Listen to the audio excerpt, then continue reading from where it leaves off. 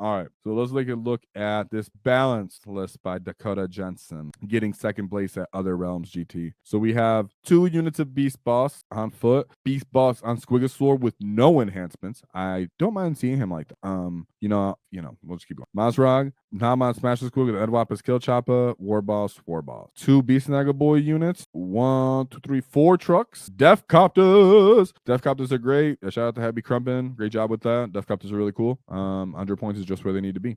Gretchen, they're the only other unit in the Codex that can deep strike other than Storm Boys. So I'm glad they're kind of being used. 1 unit of Gretchen only again. 2 units of Scalpel Knob units. Whoa! Just like I always like to see, guys. Power Claws, the volume, the data sheet allows them to be virtually good into almost anything, except for too much -1 damage, right? But the volume helps overcome that as well. And then 1 big unit of Squighog Boys. So this is a similar, not the same, but similar version of I'm going to go for thickness and damage on my list, but instead there's not a Gaz and there's a few more trucks. What am I seeing on this list that's a little bit less than, or a little bit different, is that it's just all Beast Snaggas and then 2 knobs. I love to see the knobs. We've seen that Brad Chester ran that as well before he switched over to Iron Hands. Very damaging. The Squighog Boys are the devastating damage that you need, and then Maz and the Beast Boss on Squigosaur there for their 4 Feel No Pain. Beast Boss and Squigosaur gives the rerolls for the knobs when they're trying to the knobs on Squigs when they're trying to get in. And all in all, it's very consistent to what the Orks have been doing. So let's see how his consistent balance list did. We do know he lost his first matchup, but then he put up the 100, 89, 186. So he ended up going great after that. First round loss, but hey, it happens. Let's see what he lost to. So Vanguard Onslaught. So this is one of those things where I'm surprised. I'm not surprised because I'm sure he didn't really expect them to do everything they can do, and he doesn't have a ton of activation. So let's see what happens. And we've seen the win rate with Orks, right? So we have a Brood Lord, a little bit unusual. Death Leaper, Neural Tyrant with Hunting Ground, Winged Prime and Winged Primed. Okay, so he's bringing the Winged Primes. It means he's bringing the Warrior Brick. 2 units of Gargoyles. These guys are annoying. So actually, with the Vanguard Onslaught, the Gargoyles can based off your TO, right? Their discretion. But Gargoyles, if you put them in reserve, can come in turn 1 from Rapid Ingress, or whatever it may be. And then or your turn, whatever. And then you being the player turn. Come in, they shoot, and then they move. So then you can have these guys come in, they can move, and then they can move again, because they move and shoot. That's their ability. They're just constantly trying to move on objectives, constantly trying to move, block, and get in the way. Also, Vanguard Onslaught allows you to redeploy at the beginning of your turn, at the beginning of the game, I believe.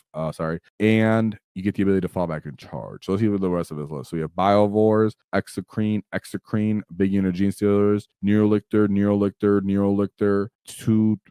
1 big unit of Warriors with melee weapons, and then 1 big unit of Warriors with ranged bioweapons. I just want to make sure they don't have melee. Is that melee as well? Oh, they have melee and they have shooting. Then you have Von Ryan Leapers and then Zoanthropes for the last cannon. So imagine if you redeploy, you can take the Lictors, the Von Ryan Leapers, and you can put them right in the beginning. Just put them right in someone's face, knowing if you're going first. And the Gene Stealers as well. And then you deploy them, and then you're going second. Oh, I'm just going to pull them back, whatever it may be. Sorry, I misspoke. But this army gives that weird kind of you on the back foot as an Orc player as to what's happening here. These guys are going to put me on my back foot. They're going to be scoring their fixed secondaries. They're going to be, especially depending on the mission, right? We don't know what mission they played, but if you're playing on any of the missions that give you a very big deployment zone, the Biowar is going to be dropping him behind enemy lines.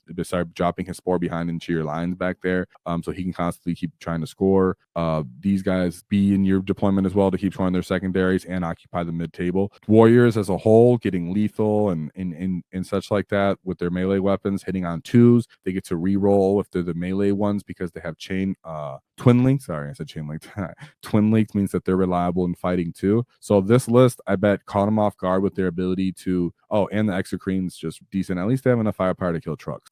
Not always the most reliable, but reliable enough that it's annoying for us. But that being said, this is the kind of army that's going to run up, get in your face as an Orc player, try to beat you on the missions early, try to consistently shore enough fixed points, and really mess up your movement with these Gargoyles and all these units that are kind of coming back on the table and standing there right in the beginning. The more that I'm looking at some of these lists, I'm starting to wonder, are we going to start seeing more commandos on Orc lists? Are we just going to kind of bite this bullet and kind of still just tank through them? Or are we really going to start teching instead of trying to have something like our own scouting units of our own too?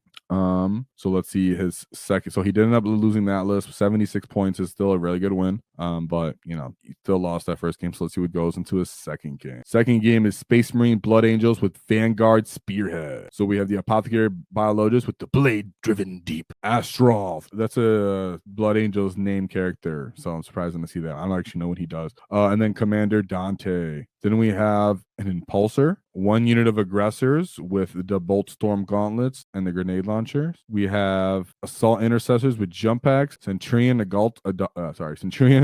Assault Squad, Death Company with jump packs, the 2 Thunder Hammers, and then 8 Power Fists. Love to see them. A Devastator Squad unit with Grav Cannons, an Eliminator Squad, a 5-man unit of Hellblasters, Infiltrators, the Librarian Dreadnought, Suppressor Squad. I think Suppressor Squads are a little slept on.